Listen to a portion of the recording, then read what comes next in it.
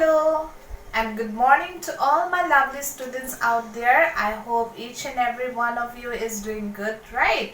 And I welcome you all for today's English class. Before we proceed on with the class, I hope you remember, students, that in the last class we have started the poem, that is lesson number 3, The Caged Bird. And in our previous class I have given you some new words and its meaning, and we have also learned how to read the poem with correct pronunciation, voice modulation and intonation, right? So today we will proceed further and we will try to understand the poem. I have already mentioned you in my previous class that this poem, The Caged Bird, was written by an Indian poetess named Pritika Mahendru. Right, and what has been mentioned in this poem is the helplessness of a caged bird. When a bird is being caged into a small cage, the helplessness, the feeling of loneliness of the bird, and what are the feelings that the bird undergoes. So this poem reveals us that and also gives us a striking message as humans, so as what we are supposed to do with regards to this.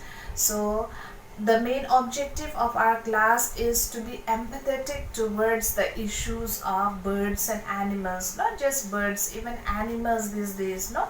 Animal poaching is going on, even birds. So we need to be sensitive, we need to be empathetic towards their issues, okay? And we'll also come to know about some of the rights, even the rights of animals and birds. So first and foremost, let us read and understand the poem. So students, as we read the poem, The Caged Bird, you'll be finding there are some rhyming words. Rhyming words are words that have the same sound, right? And whenever these rhyming words, we come across these rhyming words in a poem, it gives rhythm to the poem. So in this poem, The Caged Bird as well, the poetess Pritika Mahendru has used some rhyming words. There you can see it on the screen. The words are wrong, strong, me, free, she, right? Fly, sky, round, around, bound, pure, cure. So as we read the poem, we come across these rhyming words. So let us read the poem before listening to the explanation. The Caged Bird by Pritika Mahendru. The bird I saw today looked gloomy and pale. I wondered what was wrong. Why did he look pallid and weak? The question I asked was, why did you do this to him? Why can't he play like me? Why can't he also be happy and free? I think he wants to fly high in the azure sky. I think he wants to swell his wings, fly with abandon with his kith and kin. He played in the cage, up, down, round and round, no one around.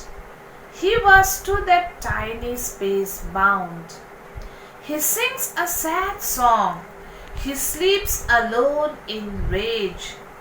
He fights with himself again and again, but nothing happens to his amaze. I speak to you, you who are free. How would you feel to be a caged bird like he? A creature so beautiful, a creature so pure.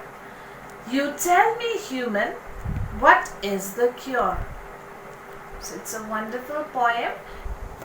As we read the poem, children, you find some rhyming words there. The poetess has used some rhyming words in the middle of some of the stanzas, as you can find. In the second stanza, the rhyming word is me, and free, right? And in the third stanza, the rhyming word is fly and sky.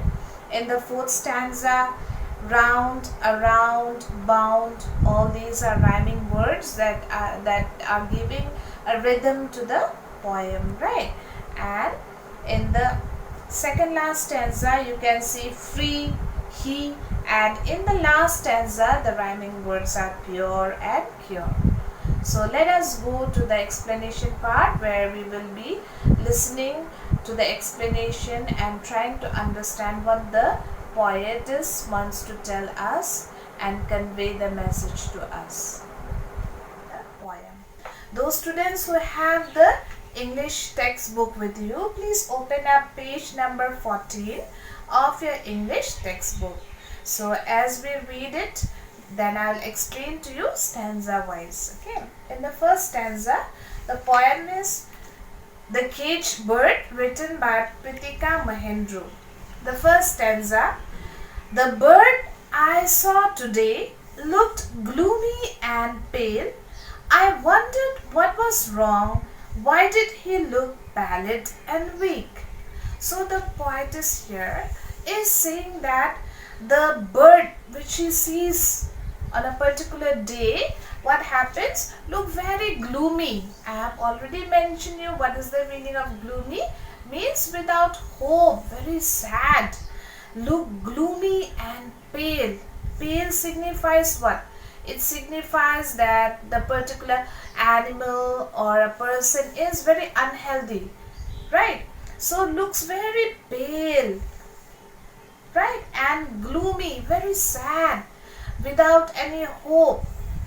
I wondered what was wrong. So the poetess says, I was thinking why this something must be wrong with the bird, because as normally we see, students, birds are really happy beings, right? They fly in the sky, they chirp beautifully, right? Even in the morning, as you wake up early in the morning, you can hear the chirping sound of the birds. As you stand outside in the balcony of your house, you see birds flying, flocking around, right? It really gives you a feeling of happiness.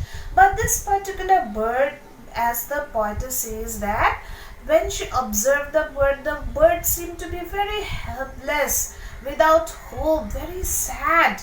And she thought that there must be something wrong with this bird, right? Why did he look pallid and weak? And then the poetess is asking, why is the bird looking so very weak?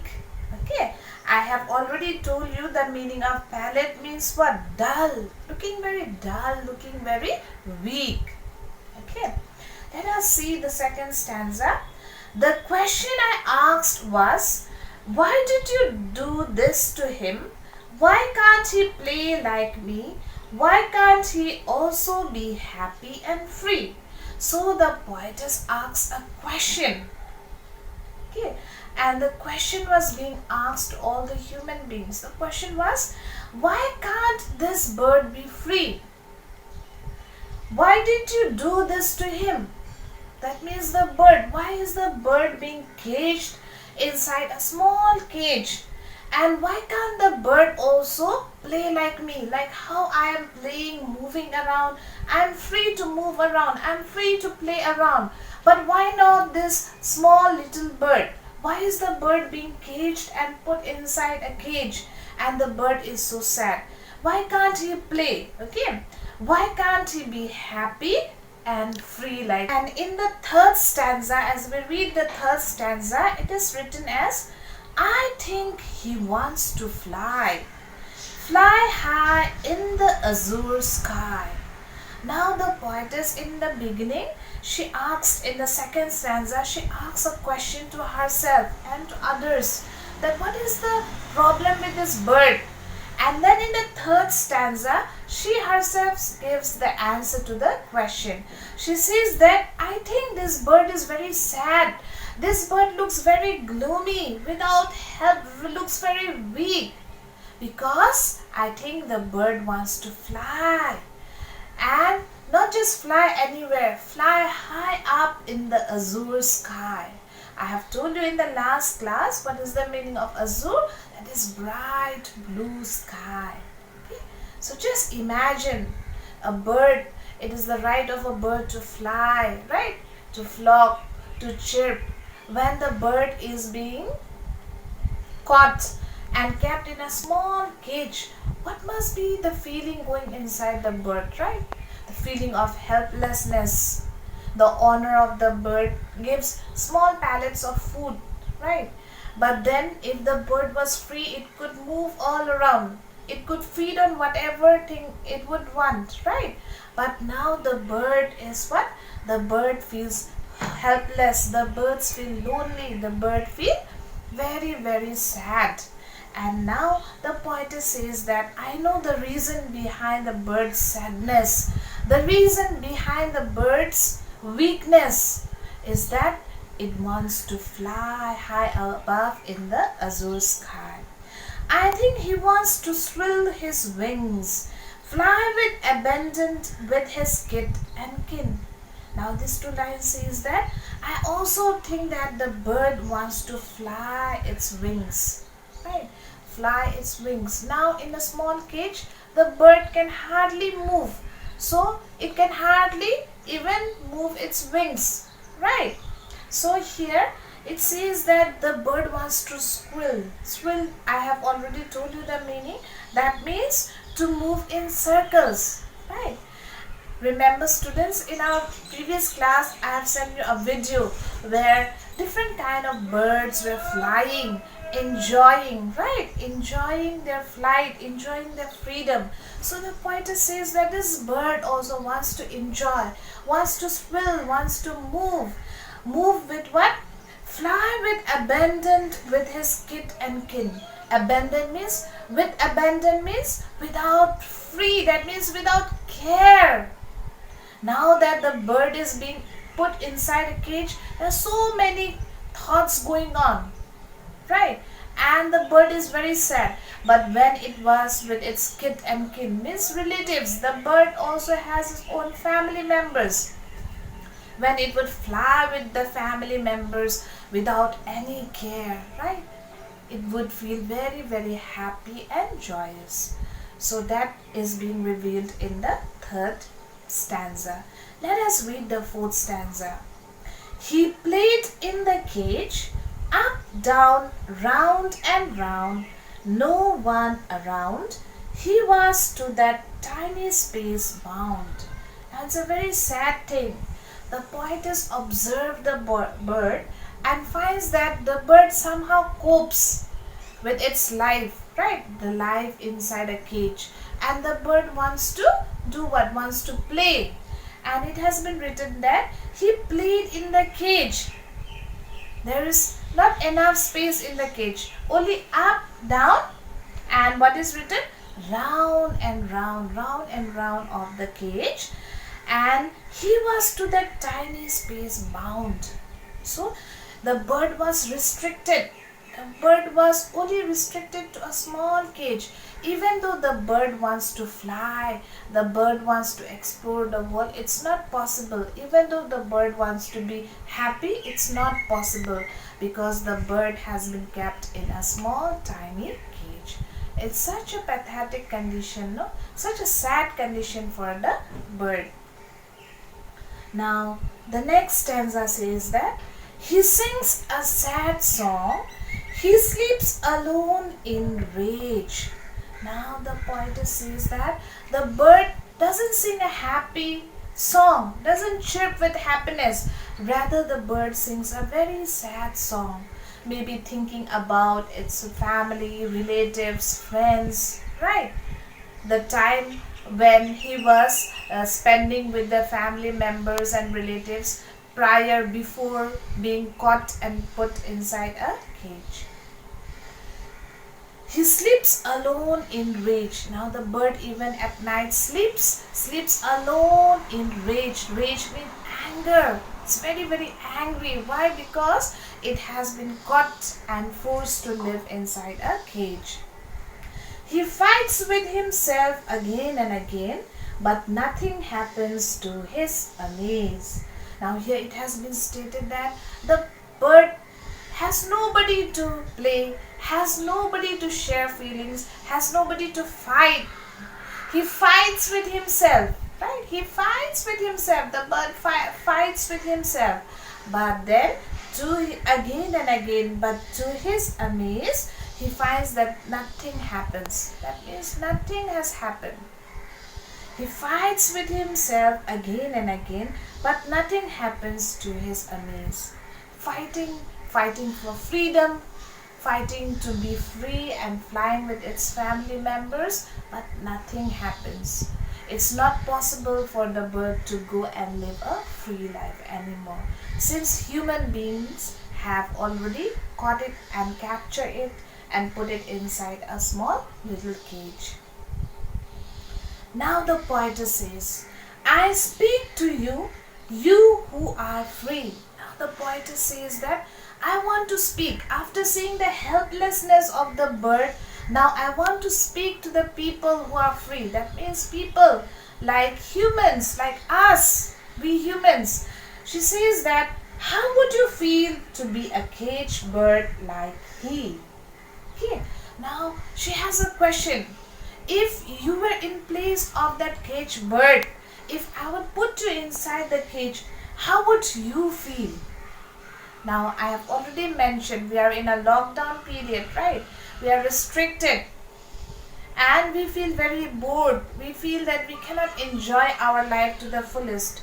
Still we are free to eat, we are free to sit in our own house, that's our place, right? But just imagine the bird being caught and put inside a small cage and forced to live its whole life inside the cage. What would be the feeling of the bird? Now we can at least think a bit, we can at least be sensitive towards the issue, right? Now here it has been stated that, how would you feel to be a caged bird like he? Now a question was being raised by the poetess. How would you feel if you are being caged and put inside the cage, tiny cage? Obviously none of us would feel happy, right?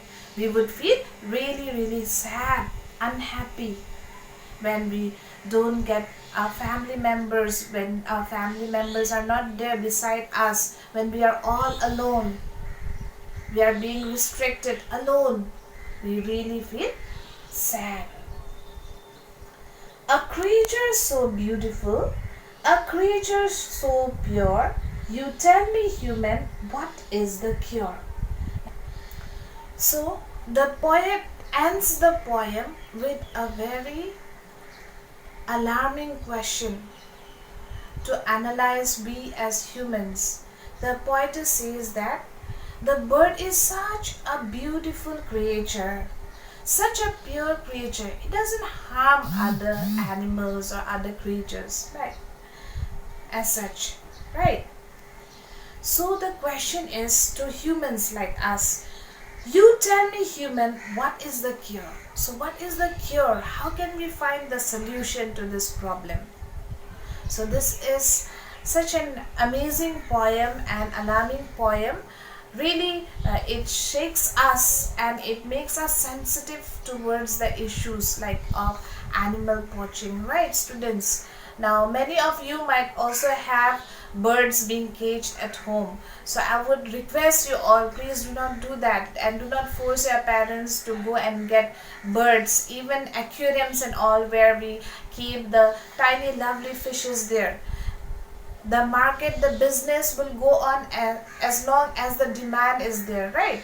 And if we humans demand for that, people would keep on doing this particular thing, that is the animal poaching, and the animal things would keep on going. So please be sensitive. And students, do you know that in 2015 that a law has been passed that birds have the right to live with dignity. They have the right to fly. Nobody has the right to capture bird and use it for business purposes. So it is very illegal in India. So better to get it, be alarmed and to have the information, as maybe there are many of us who do not know this. So students, I would request you all, please do not force your parents, do not ask your parents to get you parrots, to get you different sort of birds in a cage. Even if you have it, please let the birds fly, let it be free, okay? And as the poem suggests, it is not only about the issues of birds, even about other animals, right? So this is a wonderful poem. In today's class we have understood the poem. I hope all of you have understood the poem. So what you are going to do is, please write down the poem nicely, and if you want, you can even draw a bird inside a cage and color it. And I'll be giving you a few questions just to see how much you have understood. So please try to do that as well. So I shall see you all in my next class. So till then, take care students. Bye bye.